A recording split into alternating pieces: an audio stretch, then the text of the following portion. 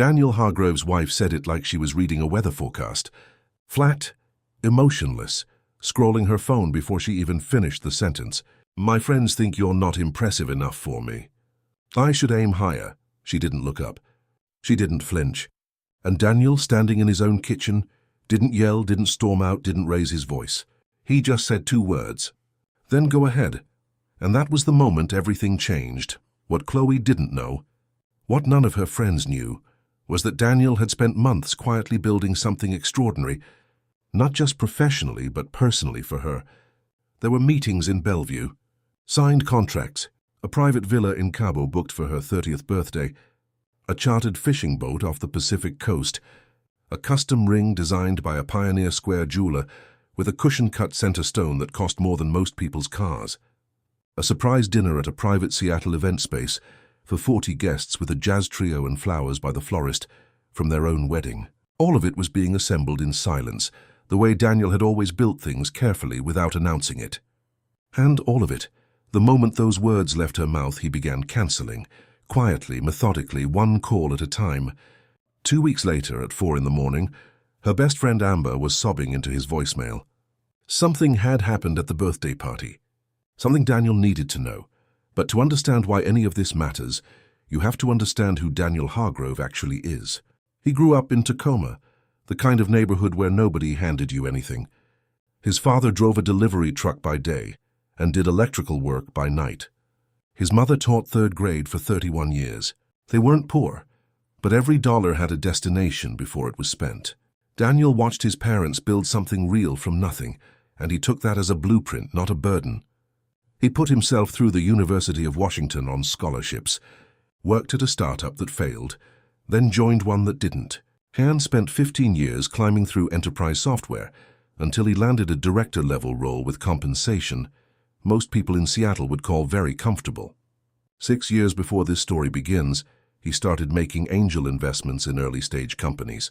2 of them had already returned serious money. He says none of this to impress anyone. He says it because it matters to what happens next. He met Qley Weston in 2018 at a fundraiser for Seattle Children's Hospital. She was 25, stunning, the kind of person who commands a room without trying. Dark hair, bright eyes, a laugh that made everyone around her feel like they were in on something wonderful. She asked real questions. She remembered things. She wasn't afraid to disagree. Daniel, cautious after a broken engagement years earlier, fell for her anyway. They dated 2 years, got engaged on the waterfront in November, cold enough to see your breath. He thought that was the beginning of the good part. For a while it was. The first year of marriage was genuinely good. They lived in a Craftsman in Finney Ridge that Daniel had renovated himself over 3 years, and Qley put her stamp on it in ways that made it better. But somewhere in the 2nd year, things began to drift, slowly, the way you don't notice how far you've moved from shore until you look back and can barely see land. Qley's social circle had always been image-conscious. That was fine. But she started spending more and more time with a woman named Vanessa Hartwell, who had recently married a hedge fund partner and was, in her own words, living her best elevated life in a First Hill condo overlooking Elliott Bay. After that, Qley's language changed. Words like curated, intentional, aligned started showing up. So did references to Vanessa's husband's car, Vanessa's neighborhood, Vanessa's birthday dinner. She wasn't bitter about it. She was aspiring, and the gap between where she was aspiring to and where she saw her husband standing kept growing wider. Daniel tried once to address it gently. He said he felt like she was measuring their life against Vanessa's. She dismissed it immediately and changed the subject. He let it go. He shouldn't have. The comments kept coming, each one delivered casually, each one landing with surgical precision. Vanessa's husband surprised her with a trip to Positano for no reason. Tyler just bought a 2nd place in Sun Valley just because.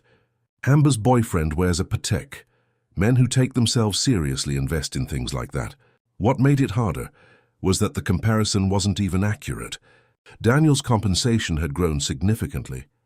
The healthcare logistics company he'd backed in Redmond was approaching an acquisition that would change his financial picture considerably.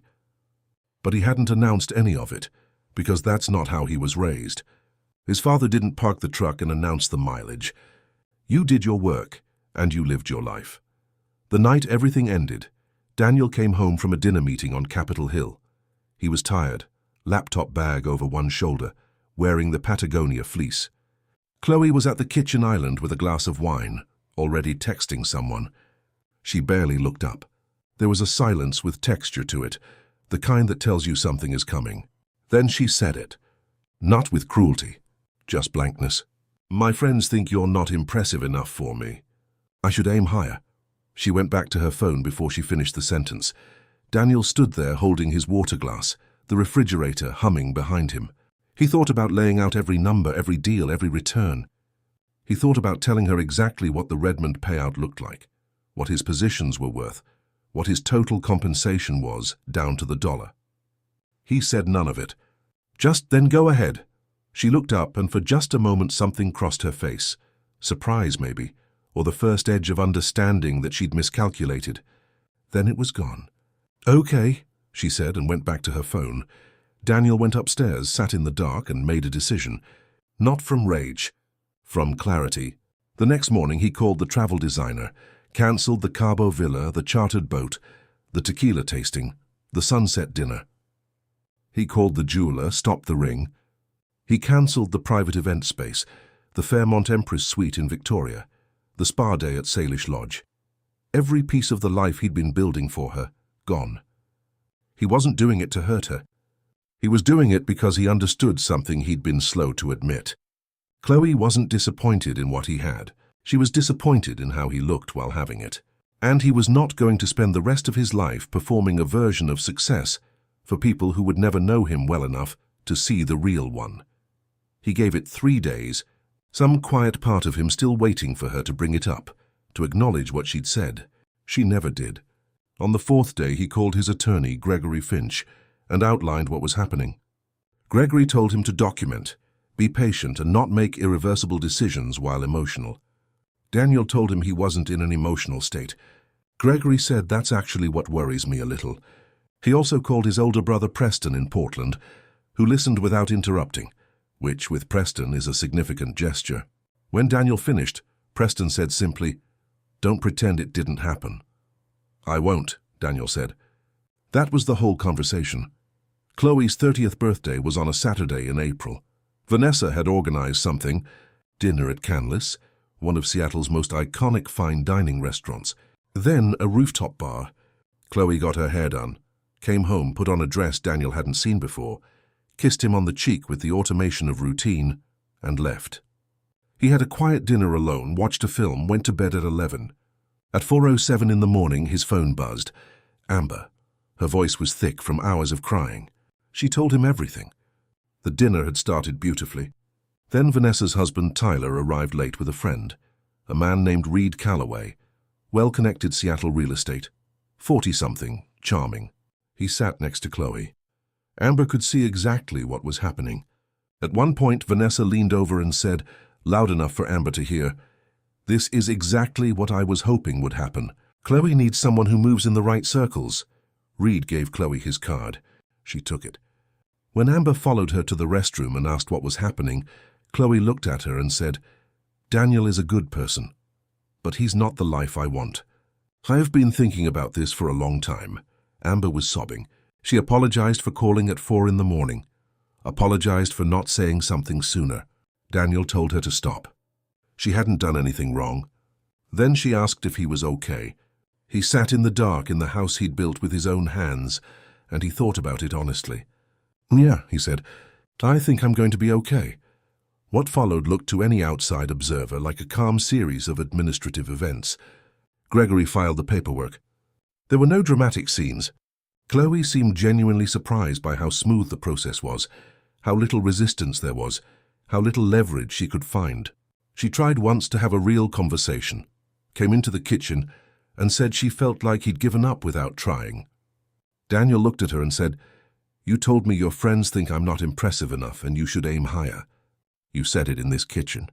I said, go ahead. You said, okay. The conversation is already over. This is just the paperwork. She had nothing to say to that. About 2 months after the divorce was finalized, the healthcare logistics acquisition completed. The return on Daniel's investment was the kind of number that changes the category of your life. The new fund structure he and Gregory had been building was formally established, with 2 co-investors he'd known for years, already looking at their first 3 deals. And then Preston called. "You might want to look at Vanessa Hartwell's Instagram," he said. Someone had responded to Vanessa's since-deleted birthday post, a group photo from Qley, with a caption about new chapters and leaving behind what no longer serves you, with a link. A link to an article in Seattle Business Quarterly from 2 months prior, profiling emerging angel investors in the Pacific Northwest. Daniel's name and photograph were in it. The article described the Redmond exit in specific numbers. It described the new fund. It called him one of the more quietly influential figures in the early-stage tech ecosystem in the region. The comment beneath the link simply said, "Wasn't this Qley's husband?" Vanessa deleted the post within hours. But screenshots live forever. The women who had told Qley that Daniel wasn't impressive enough, that she should aim higher, had apparently never bothered to look. Daniel heard about it through Preston and told him it didn't change anything, which was true. He also told him it didn't hurt to know, which was equally true. He heard through Amber that the thing with Reed Calloway had lasted about 6 weeks before dissolving in a way Amber described as not great. He heard that Qley had seen the article and gone very quiet for a few days afterward. He asked no follow-up questions. Amber and Daniel had somewhat surprisingly stayed in contact. She'd told him over lunch in Capitol Hill that she thought Qley had expected him to fight harder, not because she wanted to stay, but because she'd expected him to need her more than he did. When he didn't, it scared her, because it meant she'd been wrong about what she had. Daniel is still in Seattle, still in the Craftsman in Finney Ridge. He wears what he wears, including the fleece. He eats where he likes. He invests in people he believes in. He doesn't post about any of it. The fund is active, 4 investments made, 3 performing ahead of projection. His father called from Tacoma the Sunday after the divorce was final and said something Daniel has been sitting with ever since. He said that for years he used to worry that Daniel's mother would look at the things other people had and feel like she'd made a wrong turn choosing him. But she never did, his father said. Not once, because she was looking at the right things, and I made sure I was worth looking at. Then he said goodnight and hung up. There are people who know what you're worth, and there are people who only see what you're displaying. You cannot explain your way into someone's understanding if they're only looking at the display. The people who know your worth, they just know. They don't need you to dress up. The moment Daniel stopped trying to be impressive enough and started just being what he was, everything that was supposed to be his found its way back. The right people will always see the right things, and the ones who don't. Go ahead.